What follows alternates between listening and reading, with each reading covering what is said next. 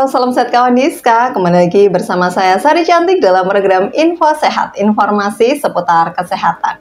Semoga kawan Diska dimanapun Anda berada selalu diberi kesehatan, keselamatan, rezeki yang berlimpah dan juga barokah.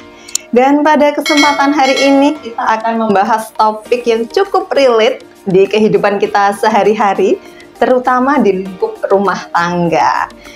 Rumah yang harusnya menjadi tempat yang aman dan nyaman ternyata juga dapat berpotensi resiko terjadinya kecelakaan di rumah tangga.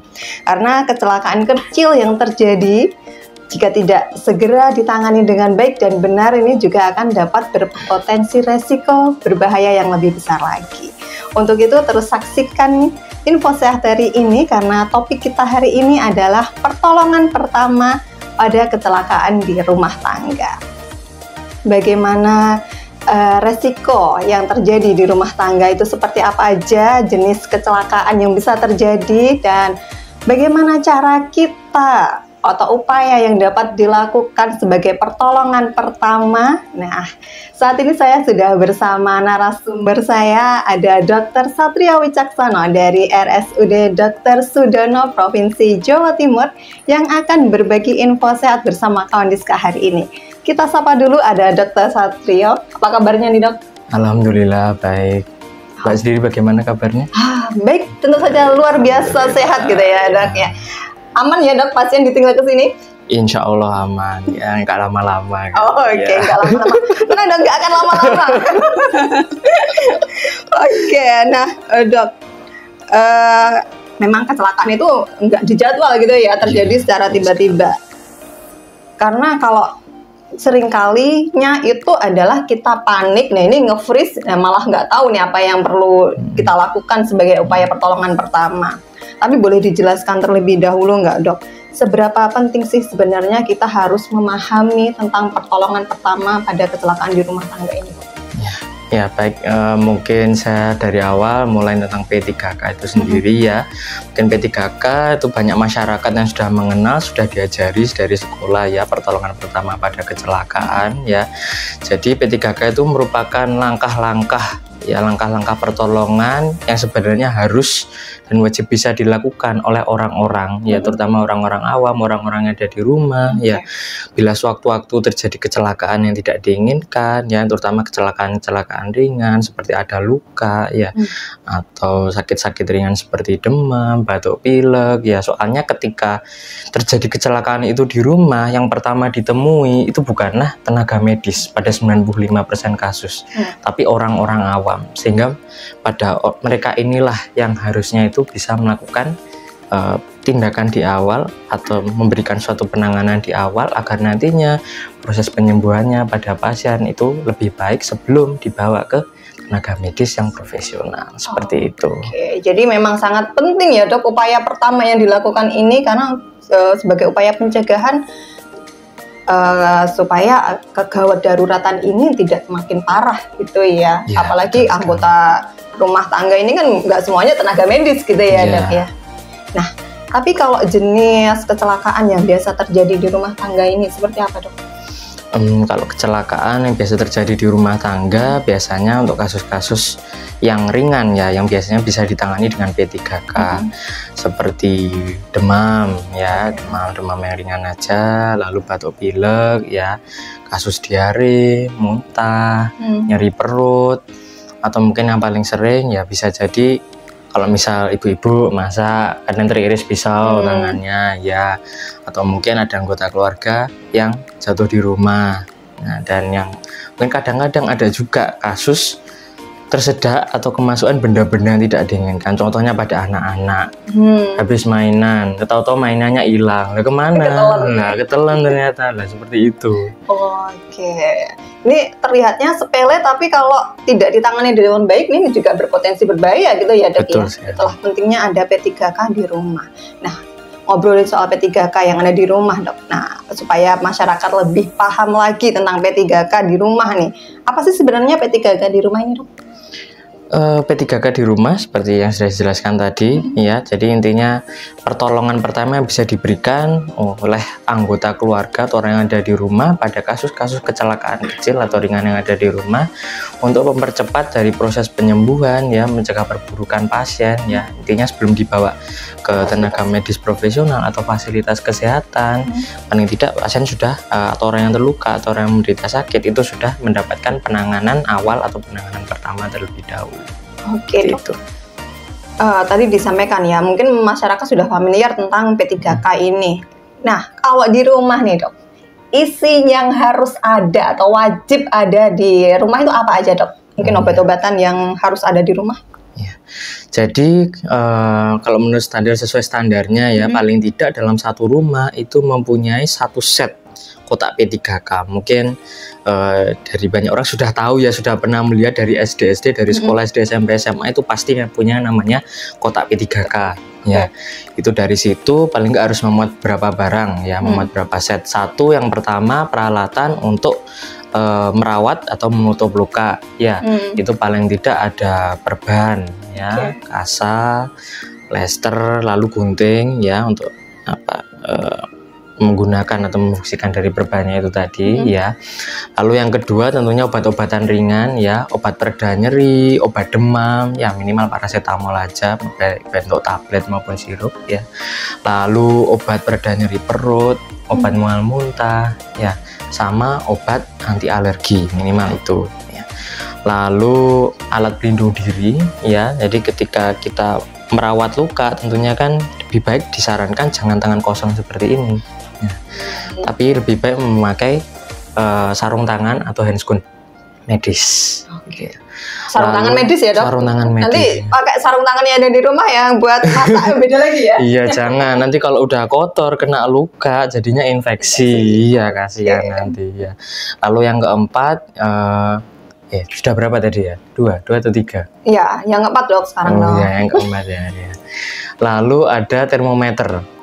Termometer atau pengukur suhu tubuh. Dan yang kelima ada buku panduan mengenai petunjuk penggunaan set P3K itu sendiri. Oke, memang sepenting itu ya. Dan mungkin nggak harus kotak ya, Dok, mungkin ditempatkan di wadah tertentu atau tas tertentu gitu, dan ditempatkan di tempat yang terlihat dan terjangkau gitu ya. Iya, enggak apa-apa. Jangan sampai nanti ibu aja yang tahu gitu ya. Iya. Semua anggota keluarga baiknya harus tahu. Harus tahu gitu ya. Soalnya siapapun bisa terluka dan siapapun sebenarnya harus bisa untuk menggunakan set P3K itu sendiri. Oke, jadi memang nggak ada tuntutan bahwa hanya satu orang yang bisa menggunakan gitu ya. Ini harapannya adalah seluruh anggota keluarga juga dapat menggunakan set P3K itu.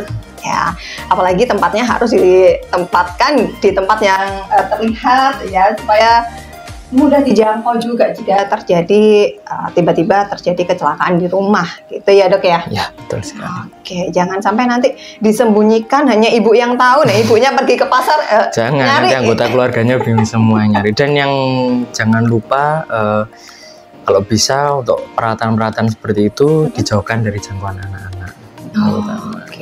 Terutama yang masih anak kecil yang belum bisa menggunakan itu, kalau bisa dijauhkan juga sementara. Nah, ini kadang mindsetnya orang tua ini supaya tidak dibuat mainan anak-anak ini disembunyikan. Nah, ini lupa gitu ya, disembunyikannya di mana, waktu mau dipakai nyari-nyari gitu ya, Dok. Oke, Dok. Seberapa besar atau seberapa penting sih, Dok, manfaatnya jika kita ini bisa melakukan tindakan pertolongan pertama di rumah? Besar sekali manfaatnya ya. Misal saya ambil contoh kasus saja ya, misal demam ya. Misalnya dengan demam aja kita cukur suhu tubuhnya ya, kita berikan obat-obatan terlebih dahulu untuk penurun demam. Itu kan efeknya sudah sangat terasa untuk pasiennya. Dengan penurun demam itu demamnya berkurang, kan rasanya di tubuh juga sudah beda ketika pasiennya masih demam ya. Jadi dengan sedini mungkin dilakukan tata laksana untuk si pasien, bila itu pada kasusnya kita sendiri yang sakit, tentunya akan terasa lebih nyaman ya, dan proses penyembuhannya lebih baik. Sekali lagi sebelum dibawa ke tenaga medis atau ke fasilitas layanan kesehatan terdekat untuk dilakukan pemeriksaan lebih lanjut. Dan kadang juga kalau demamnya bisa diatasi di rumah ini lebih baik lagi gitu ya. Lebih baik lagi. Jadi tidak menimbulkan trauma, terutama untuk anak-anak ya. Sedikit-sedikit dibawa ke fasilitas kesehatan, kadang ada trauma tersendiri gitu ya. Kadang bisa muncul seperti itu. Oke. Dan upaya apa aja sih dok yang dapat dilakukan sebagai upaya pencegahan supaya tidak ada kecelakaan? Ya, untuk kecelakaan di rumah sendiri itu sebenarnya disebabkan oleh beberapa faktor. Ya, satu bisa jadi dari faktor lingkungan. Ya, sambil contoh misal melakukan pekerjaan di rumah aja. Misal ibu-ibu memotong bahan masakan di dapur. Misal dari di dapur itu penerangannya itu kurang, jadinya kurang bisa melihat. Atau misal bapak-bapak yang melakukan pekerjaan di rumah, ya itu mungkin membetulkan genteng ya, tapi dengan kondisi mungkin di sekitarnya lagi hujan, lagi licin. Nah itu faktor yang pertama kan bisa menimbulkan kecelakaan. Yang kedua tentunya dari faktor alat ya, dari faktor alat. Misal bapak-bapak yang memanjat genteng itu mungkin dari tangganya itu sudah malfungsi atau sudah terjadi gangguan fungsi, mungkin rapuh ya. Lalu mungkin dari ibu-ibu itu pisaunya ya, mungkin pisaunya itu pada bagian tertentu ada terlampau tajam atau mungkin ada yang sudah berkarat gitu ya. Lalu yang ketiga ada dari faktor manusianya sendiri ya, kelalaian faktor manusianya sendiri bisa jadi mungkin tidak fokus atau mungkin sedang kelelahan ya. Jadi dari faktor lingkungan, faktor alat, faktor manusia ini sebisa mungkin dipersiapkan dengan baik terlebih dahulu sebelum melakukan tindakan apapun agar mencegah terjadinya kecelakaan. Ya, kembali lagi ke mutu yang sudah banyak didengar, mencegah lebih baik daripada mengobati. Oh ya, jadi memang kita harus lebih waspada dan juga hati-hati ya. Sekiranya memang kondisi kita tidak memungkinkan ya jangan dipaksakan gitu ya dok ya. Oke, nah dok, tadi disampaikan nih ibu-ibu yang suka masak ini kan tidak terhindarkan dari luka sayat ya akibat dari pisau tadi. Nah, bagaimana pertolongan yang dapat dilakukan ketika terjadi luka sayat? Ya, ini untuk luka sayat kan biasanya ketika awal terluka itu kan pasti berdarah ya. Ya, yang jelas pertama itu bisa menghentikan perdarahannya dulu. Ya, menghentikan perdarahannya biasanya cukup dengan dibebat atau ditekan pada misalnya berdarah di sini, ya ditekan di bagian yang lebih atas. Itu buat membantu menghentikan pendarahannya. Ya, tidak perlu ditekan kenceng-kenceng. Ya, gitu. Ya nanti malah pendarahannya berhenti di tidak ngalir ke situ, malah jaringannya rusak. Ya karena tidak ada darah mengalir ke situ. Ya. Lalu tentunya untuk lukanya itu dibersihkan. Ya, bersihkannya bisa dengan air mengalir. Ya, atau dengan cairan infus NaCl ya, pokoknya dengan cairan yang bersih, dengan air yang bersih dan air yang mengalir gitu ya. Lalu yang ketiga yang jelas mengeringkan dari lukanya itu ya, dibuat sekering mungkin soalnya kalau lukanya masih basah ya itu nanti bisa jadi infeksi. Lalu yang kelima ditutup dengan kasa dan perban ya, jadi ibaratnya untuk mensterilkan lukanya itu dari lingkungan luar agar tidak terjadi infeksi di luka tersebut gitu. Oke, tapi ada perbedaan nggak dok? Penanganan antara luka sayat dan luka biasa, mungkin anak-anak juga yang bermain di luar jatuh gitu. Nah ini ada perbedaan penanganan dok?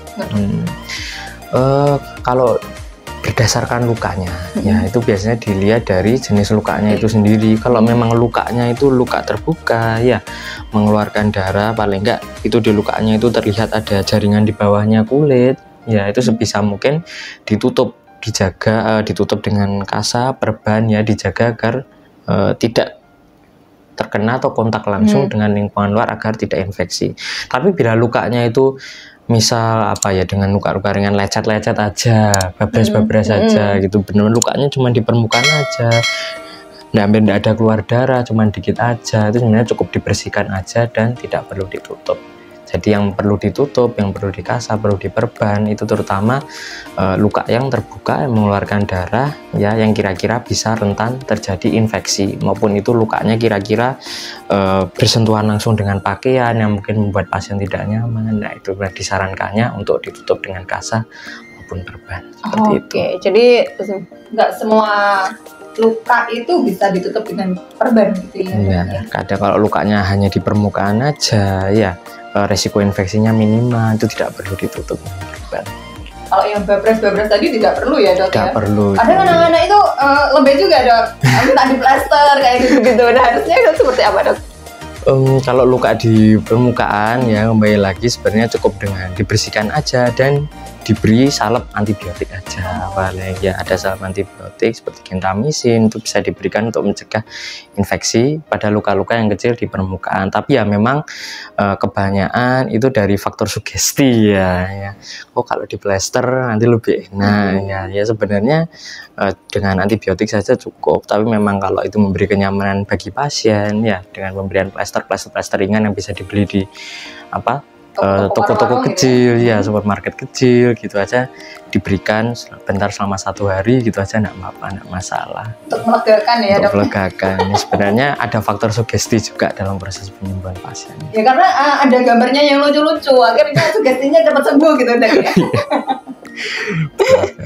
Oke, nah ada mitos atau fakta nih dok, luka bakar itu kalau diberi pasta gigi malah cepat memberikan proses penyembuhan? Sebenarnya itu masih diperdebatkan juga ya. Kadang itu sebenarnya memang kan pasta gigi dia sifatnya ada untuk mendinginkan juga, mendinginkan dari luka bakarnya itu ya. Jadi untuk penanganan awal ya, mungkin kadang beberapa orang memakai sikat gigi itu untuk diberikan ke luka bakarnya. Tapi sebenarnya yang lebih baik ya itu ada salep sendiri yang diberikan untuk luka bakarnya yang khusus untuk melembabkan serta untuk melindungi lukanya itu dari infeksi yang lebih lanjut. Jadi kalau lebih baik ya dengan salep khusus yang memang untuk menangani luka bakar seperti itu. Oke, untuk penanganan pertama sendiri dok yang dapat dilakukan kalau misalnya kita nggak sengaja nih menyentuh wajan yang masih panas atau panci yang masih panas atau kita nggak sengaja kesiram sama air panas. Nah ini upaya penanganan pertama yang dilakukan apa dok? Yang jelas kan harus dilihat dulu ya, itu dia ketika misal terkena benda yang panas atau sesuatu yang panas ya, itu luka yang muncul seperti apa ya. Pada kebanyakan kan ketika udah tersentuh panas sedikit aja kita otomatis sudah menarik kan. Nah, itu biasanya di sini hanya kemerahan aja ya, ada luka bakar cuma sangat ringan sekali ya. Itu sebenarnya cukup dialiri dengan air mengalir ya, sama dikompres dengan air dingin aja. Itu sebenarnya sudah cukup untuk meredakan luka bakar ya, terutama yang masih tahap awal hanya terkena luka bakar ringan aja. Itu sudah cukup. Karena yang suka masak biasanya nggak sengaja kesiram air panas. Paling sering kan kadang ya kena minyak, itu paling sering sekali. Hanya bisa harusnya dialiri gitu ya, dialiri dengan air mengalir dan juga dikompres dengan air dingin. Nggak perlu dikasih mentega, pasta gigi gitu ya dok ya? Sebenarnya nggak perlu itu, tidak perlu. Sugesti juga itu. Kembali lagi ke sugesti ya, banyak kalau mau ditelusuri kembali kan sebenarnya banyak sugesti yang ada dalam masyarakat gitu. Oh ini katanya lebih enak, oh pakai ini katanya lebih enak ya, kembali lagi di situ ada katanya.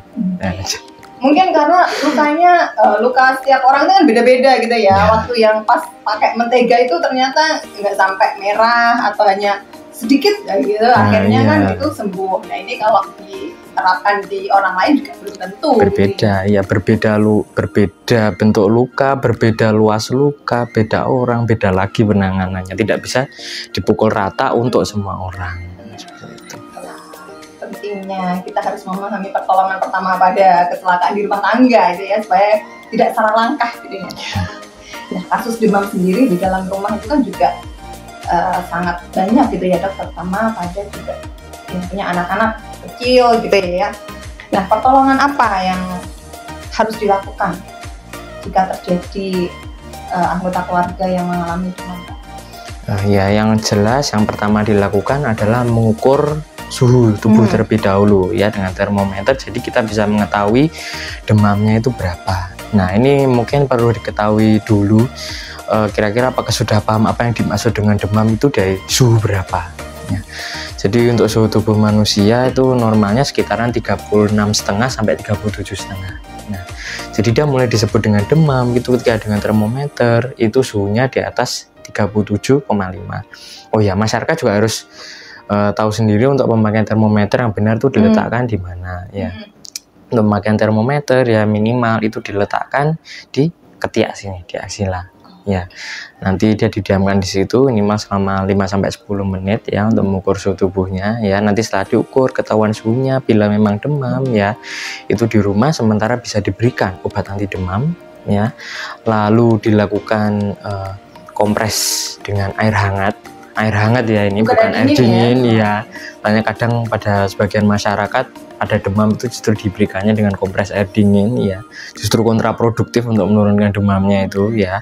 Sama tentunya pasien diberikan makanan serta minuman, terutama minuman air putih yang cukup ya, serta istirahat yang cukup.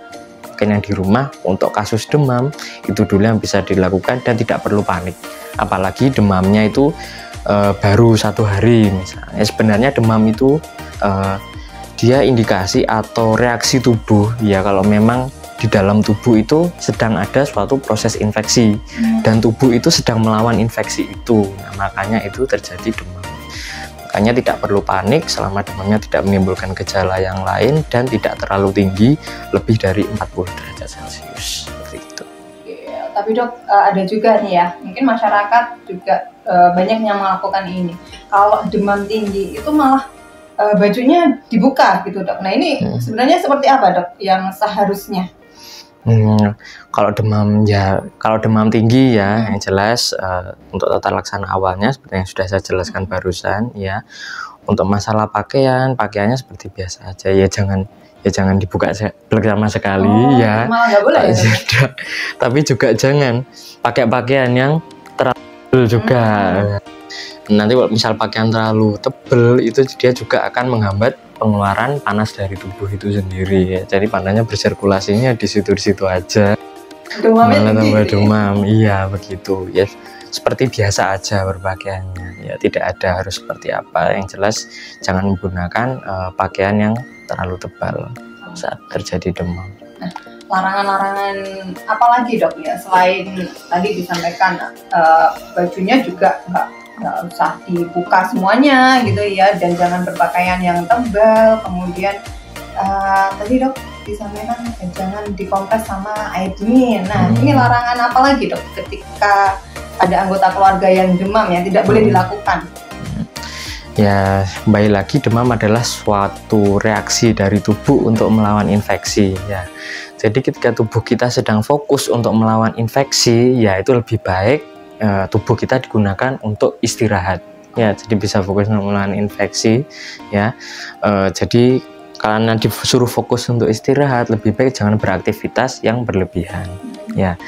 Sama untuk makan minumnya, terutama saat masih kondisi demam ya, itu dijaga ya. Misal makan makanannya hindari makanan yang terlalu pedas, terlalu berminyak ya. Minum-minumnya minum kafein, kopi lah gitu. Soalnya kadang ya kembali lagi ke sugesti, kadang aduh saya kok kalau nggak minum ini rasanya nggak enak, saya kok nggak makan ini nggak enak ya, karena tubuh sedang masa yang tidak biasanya kan tidak demam, minum lah ini demam ya. Diharapkan ketika kondisi demam itu bisa juga lebih selektif memilih makanan dan minuman serta lebih banyak memfokuskan untuk beristirahat seperti itu. Oke, jadi memang demam ini memang sering terjadi di masyarakat ya. Apalagi kalau malam hari ini cukup diberikan pertolongan pertama yang dilakukan, diukur dulu suhu tubuhnya, kemudian bisa diberikan paracetamol gitu, atau obat penurun panas lainnya gitu ya. Nggak usah dikerok pakai bawang merah, itu nggak perlu juga ya dok ya? Sebenarnya nggak perlu sih ya, tapi kalau kembali lagi ke sugesti pasiennya merasa nyaman dengan itu ya, kita tidak melarang pasien untuk melakukan tersebut selama proses itu tidak memperburuk kondisi pasien seperti itu. Kembali ke sugesti lagi. Nah, terkilir atau terpeleset ini kan juga sering terjadi ya di rumah tangga. Nah, upaya atau pertolongan pertama yang dapat dilakukan apa dok? Jadi untuk kasus-kasus terkilir ya, terkilir banyak terjadi terutama di daerah pergelangan kaki ya. itu secara medis ada yang namanya rice, nasi, bahasa Inggrisnya nasi ya. Yang pertama R-nya itu rest ya, yaitu istirahat ya. Jadi ketika habis terkilir itu terutama ya harus diistirahatkan dulu ya. Ketika terkilir pergelangan kaki berarti yang terutama tidak boleh berjalan jauh ya, sama tidak boleh digunakan untuk berlari. Lebih dahulu harus fokus untuk istirahat ya. Yang kedua ice ya. Ice itu bisa dikompres es atau kompres dengan air dingin ya. Tujuannya apa? Ketika terkilir itu pergelangan kaki ya dalam hal ini itu bisa mengalami suatu proses inflamasi atau pembengkakan. Nah, untuk mengurangi pembengkakannya itu ya bisa diberikan dikompres dengan air es atau air dingin sehingga bisa mengurangi dari pembengkakannya itu ya. Lalu C ya, kompres ya. Kompres dalam hal ini itu melakukan pembebatan pada area pergelangan kaki itu ya. Pembebatannya dalam hal ini dengan apa namanya elastic bandage ya.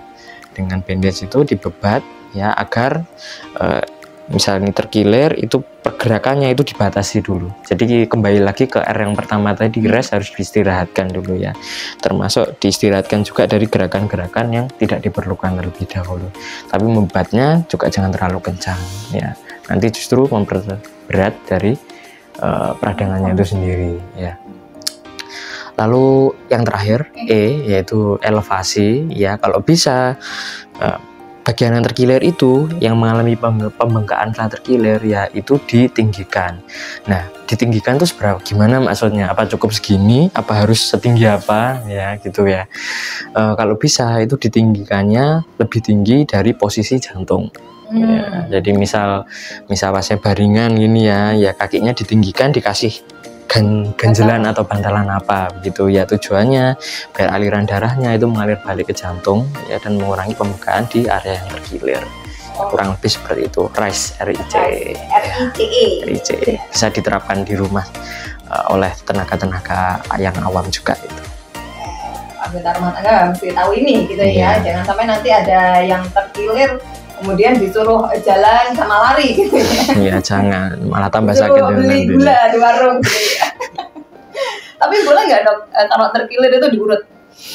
Kalau pada misal setelah kejadian langsung diurut ya itu sebenarnya sangat tidak disarankan ya. Soalnya di area yang terkilir itu ya, itu di situ banyak sekali organnya ya. Di situ ada tulang, di situ ada otot, ada ligamen, ada tendon. Nah, misal tiba-tiba diurut ya dan ngurutnya ngasal ya, yang ada justru memperberat dari peradangannya di daerah yang terkilir tersebut ya. Misal ngurutnya ngasal dengan tenaga dan tiba-tiba mencederai entah ligamen atau tendon atau justru menimbulkan pergeseran atau dislokasi pada tulangnya. Kan itu justru kontraproduktif dengan keinginan untuk menyembuhkan terkilir itu sendiri ya. Kalau untuk penanganan awalnya dengan RICE itu tadi itu cukup ya. Tapi nantinya bila mungkin dari nyeri terkilirnya ya atau proses peradangan terkilirnya itu sudah membaik, itu bisa dikonsulkan terlebih dahulu ke tenaga medis atau ke fisioterapi ya untuk melakukan penanganan dan pemeriksaan lebih lanjut. Jadi jangan ngasal habis ini terkilir terus langsung diurut seperti itu. Lebih baik jangan. Sangat kontraproduktif sekali dengan keinginan untuk mengobati terkilir itu sendiri. Oke, ini pengen sembuh malah jatuhnya nanti memperberat kondisi gitu ya. Yang tadinya nggak apa-apa, nah ini malah terjadi apa-apa ya. Kemungkinannya bisa begitu ya. Nah dok, ini mungkin relate juga nih bagi masyarakat yang punya balita. Nah, seringnya yang balita ini kan kondisi atau kasus tersedak ini kan banyak terjadi. Pertolongan apa yang mesti dilakukan ketika ada anggota rumah tangga yang tersedak? Ini ya tersedak banyak sekali ya terjadi memang kasusnya ya. Makanya terutama ketika makan ya itu disarankan jangan sambil berbicara ya. Yang takutnya tersedak. Nah, misal tersedak ya itu kita harus tahu dulu derajat tersedaknya itu seperti apa. Tersedak itu kondisinya ketika makanan itu seharusnya masuk ke kerongkongan tapi dia masuk ke tenggorokan ya. Jadi tenggorokan kerongkongan itu salurannya makanan, tenggorokan itu salurannya udara untuk bernafas ya. Jadi ketika dia sumbatannya itu ringan ya, biasanya pasien ini, misalnya pasien dewasa terlebih dahulu ya, itu pasien bisa disuruh untuk membatukkan ya, atau memuntahkan sendiri barang yang tersedak itu. Nah, mungkin itu makanan atau benda lainnya ya. Bila memang dirasa kesulitan ya, kita bisa menepuk-nepuk di punggungnya, di antara dua tulang belikatnya ya, untuk membantu proses batuknya dan proses pengeluaran dari benda asing atau benda yang membuatnya tersedak ini tadi ya. Lalu untuk anak-anak ya, untuk anak-anak yang sudah besar ya, itu yang bisa kita kasih instruksi ya, itu penanganannya kurang lebih sama seperti dewasa itu tadi. Tapi bila anaknya itu misal masih bayi, masih kecil ya, bicaranya belum lancar, belum bisa dikasih instruksi ya, itu anaknya kurang lebih bisa kita angkat, kita posisikan, kita telungkupkan di antara ya, tengkoraknya di antara kedua paha ini ya, kakinya di sebelah sini, kepalanya di sebelah sini ya. Jadi mulutnya posisi kita buka, ini dua jari jempol dan jari telunjuk ini memegangi tulang pipinya ya, untuk membuka mulutnya paling enggak. Nanti sambil ditepuk-tepuk punggungnya seperti ini. Jadi gerakannya seperti ingin mengeluarkan sesuatu atau benda dari punggungnya si anak tersebut ya. Lalu selama proses ada pasien yang tersedak ini, kalau bisa itu jangan memberikan minum terlebih dahulu ya. Lalu jangan coba untuk memasukkan tangan atau jari untuk meraih benda yang di dalam, apalagi kalau tidak terlalu terlihat jelas ya. Takutnya nanti dikorek-korek sendiri gitu, apalagi kalau tidak terlihat jelas. Takutnya yang pertama justru tidak tambah keluar, justru tambah masuk ya. Terus yang kedua takutnya bisa jadi malah tergigit. Kurang lebih seperti itu untuk kasus tersedak ya. Nggak boleh dikasih minum dulu ya malahan, Dok ya? Jangan. Nanti kan soalnya tersedak itu saluran pernafasannya itu kan masih terbuka, soalnya ada benda itu. Nah, nanti kalau ternyata dari air minumnya itu justru salah masuk juga ke saluran pernafasannya, lebih dalam dan jatuhnya nanti airnya justru masuk ke dalam paru-paru, justru malah memperberat dari kondisi si pasien seperti itu. Dok, tapi bagaimana masyarakat awam ini tahu, oke, ini tersedak harus segera dibawa ke fasilitas kesehatan dan ini bisa ditangani di rumah? Yang jelas kalau bisa ditangani di rumah itu tersedaknya ringan ya. Misal pasien itu bisa ngomong kalau dia itu tersedak, ya pasiennya masih bisa mengeluarkan suara, oh saya ini kayak ada yang ganjel ya, itu tersedaknya biasanya ringan. Ya, itu pasien bisa membatukkan, bisa memuntahkan, atau bisa dibantu tepuk-tepuk punggungnya. Ya, tapi bila sumbatan tersedaknya itu berat, ya, dalam artian berat ini itu pasiennya itu sampai sudah tidak bisa mengeluarkan suara lagi. Ya, bahkan dia ngomong kalau dia tersedak itu pun tidak bisa. Dia biasanya pasti terganggu juga. Ya, itu kalau bisa segera dibawa ke fasilitas kesehatan ya, atau layanan kesehatan terdekat. Tapi sebenarnya yang di rumah ya, untuk yang kasus seperti itu ya, itu bisa dilakukan penanganan awal terlebih dahulu, yaitu dengan melakukan namanya itu manuver Heimlich, yaitu khusus untuk menangani pasien tersedak ya, terutama pada pasien anak yang sudah besar dan dewasa. Lebih seperti itu. Tadi disampaikan manuver Heimlich ya. Apa itu, Dok? Ya. Jadi manuver Heimlich itu manuver atau tindakan untuk mengeluarkan membantu pengeluaran benda yang tersedak ya. Jadi ini saya ambil contoh pada kasus dewasa aja ya. Jadi sebagai tata laksana awal ya, bila pasiennya itu masih sadar ya, ini itu misal ini saya ada pasien tersedak di depan sini ya, tersedak itu saya melingkari tubuhnya seperti ini ya, melingkari tubuhnya seperti ini. Nah, tangan kita yang dominan itu tepat di bawahnya tulang rusuk. Tepat di bawahnya tulang rusuk, di atasnya pusar ya. Itu diposisikan seperti ini ya. Lalu sambil kaki kita yang dominan, misal kaki kanan ini mengganjal pasien ya, mengganjal orang yang tersedak itu. Dan nanti kita dorong perutnya ini secara mendadak dan tiba-tiba ke atas kayak mau menggendong pasiennya atau orang tersedaknya sampai angkat badannya pun tidak apa-apa. Jadi langsung dihentakkan ke atas ke arah kepala sini ya, gini ya, hingga barang yang tersedak itu bisa keluar seperti itu. Tapi kalau memang dengan melakukan itu di rumah, barang yang tersedak atau bendanya itu tadi tidak bisa keluar, ya harus segera dibawa ke pelayanan kesehatan terdekat untuk dilakukan tindakan lebih lanjut untuk pengeluarannya atau evakuasinya, seperti itu. Oke, apakah tindakan itu bisa dilakukan di seluruh usia atau itu juga bisa dilakukan pada anak-anak? Tadi kan contohnya pada dewasa gitu ya. Apakah itu untuk anak-anak juga bisa dilakukan manuver Heimlich itu tadi, Pak? Ya, untuk manuver Heimlich ya ini banyak kan bisa dilakukan pada segala usia sih, cuman tekniknya saja yang berbeda menyesuaikan usianya ya. Kalau memang pada dewasa dan anak yang sudah besar ya bisa dilakukan manuver Heimlich dengan teknik yang seperti itu tadi ya. Kalau memang bayi ya, itu bisa bayi atau anak yang masih kecil tidak bisa diberi instruksi ya, itu manuver Heimlichnya dengan melakukan penempuan pada punggung itu tadi, dibaringkan itu tadi, seperti itu. Jadi ya caranya, tekniknya saja yang berbeda sesuai usianya, seperti itu. Jadi memang sangat penting sekali ya, kenapa kita harus mengetahui cara-cara penanganan pertolongan pertama nih yang dapat kita lakukan ketika terjadi bencana atau kecelakaan di dalam rumah tangga. Nah, keracunan itu juga sering terjadi nih, Dok, nggak sengaja nih ya. Bukan bayi ya, balita atau anak-anak itu nggak sengaja minum obat atau cairan pembersih lantai. Nah, ini apa nih upaya yang dapat dilakukan? Apakah harus diminumi air degan gitu, Dok?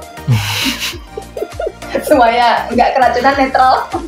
Sebenarnya kalau masalah keracunan itu harus dilihat terlebih dahulu. Memang yang diminum itu apa ya, soalnya tiap zat kan juga punya beda ya? Beda kandungannya sendiri, serta yang diminum atau yang masuk itu seberapa juga kadarnya ya. Misal kita minum apa ya, baygon lah ya katakanlah, itu dosis yang sama diminum pada dewasa dan anak-anak ya, itu jumlah yang sama, itu kan beda ya, dan metabolismenya sudah berbeda ya. Jadi kalau memang kira-kira itu zatnya misal zat kimiawi ya, zat asam basa yang kira-kira bisa merusak lambung ya, itu baiknya segera dibawa ke fasilitas layanan kesehatan aja untuk dilakukan penanganan lebih lanjut ya. Soalnya zat-zat seperti itu biasanya bisa merusak dari saluran pencernaannya itu sendiri, begitu. Jangan diminumi apapun gitu ya, Dok. Jangan. Ya. Dari saya lebih baik segera dibawa ke fasilitas layanan kesehatan terdekat kasus seperti itu. Ya kalau lebih baik lagi dijauhkanlah seperti itu dari jangkauan anak-anak terutama gitu. Nah, kalau tersetrum sendiri nih, Dok, kadang kan nggak sengaja nyolokin charge HP atau apa ya, tersetrum. Nah, ini apa upaya yang dapat dilakukan sebagai pertolongan pertama? Jadi untuk kesetrum ya juga kembali lagi, kalau dia tersetrumnya itu hanya ringan aja ya, luka kecil atau bahkan tidak ada lukanya, ya sudah tidak perlu penanganan apa-apa. Tapi misal dia tersetrumnya berat ya, misalnya biasanya kadang tersetrumnya berat itu pernah beberapa kali kejadian ya, itu pada justru petugas-petugas ya di perusahaan listrik ya, di PLN gitu, yang benar-benar voltasenya itu sangat tinggi-tinggi sekali ya. Kalau yang seperti itu biasanya pasiennya itu bisa sampai tidak sadar ya. Dan memang pada trauma listrik ya atau kejadian tersetrum ya dengan kasus yang berat seperti itu, memang baiknya langsung dibawa ke pelayanan kesehatan ya. Untuk kasus-kasus yang ringan, untuk luka kecil ya, bila tidak muncul lukanya, itu sebenarnya tidak perlu diberikan pengobatan atau penanganan ya. Hanya cukup diobservasi saja ya, untuk melihat ada gejala lain atau tidak, gitu kurang lebih. Jadi memang kita harus pinter-pinter ya membedakan, ini bisa ditangani di rumah dan ini memang harus segera dilakukan penanganan di fasilitas kesehatan. Ya. Terakhir nih, apa nih pesan yang ingin disampaikan pada masyarakat terkait pertolongan pertama pada kecelakaan di rumah tangga? Baik, mungkin yang utama dari P3K ya adalah diharapkan dari setiap rumah tangga atau setiap orang di rumah tangga itu bisa menguasai atau mempunyai ya set-set atau alat dari P3K ini ya, karena kecelakaan sekecil apapun ya atau kondisi medis sekecil apapun itu bisa terjadi di rumah ya.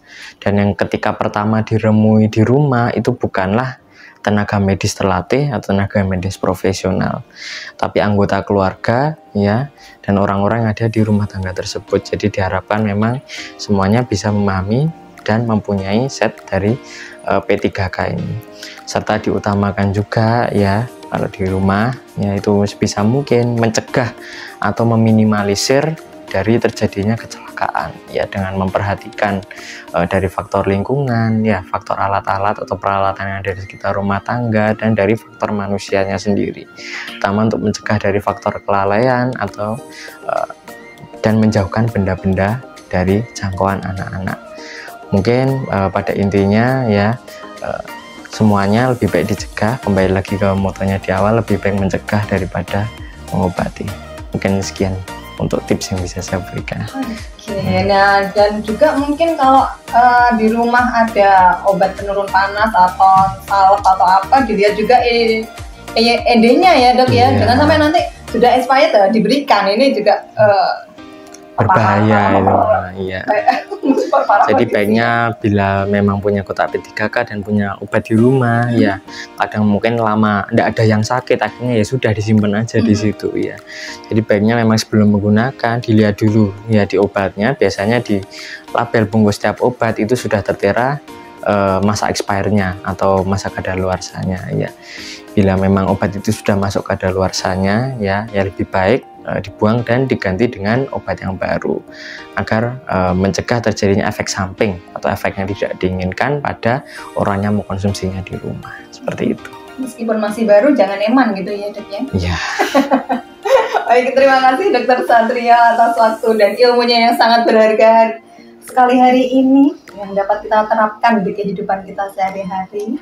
Dan jangan lupa untuk setiap rumah harus ada kotak P3K dan harus ada isinya tentunya ya, jangan ada hanya kotaknya aja, karena pertolongan pertama ini juga sangat penting agar kita dan anggota keluarga kita yang kita sayang ini terhindar dari mara bahaya. Baik, terima kasih sekali lagi Dokter Satrio atas waktu dan ilmunya hari ini. Sudah diskusi bersama kita di podcast Kawan Desa. Stay healthy dan terapkan perilaku hidup bersih dan sehat setiap hari. Jangan lupa terus saksikan info sehat hanya di IG Promkes Kota Madiun dan YouTube Kawan Desa. Sampai jumpa di info sehat selanjutnya.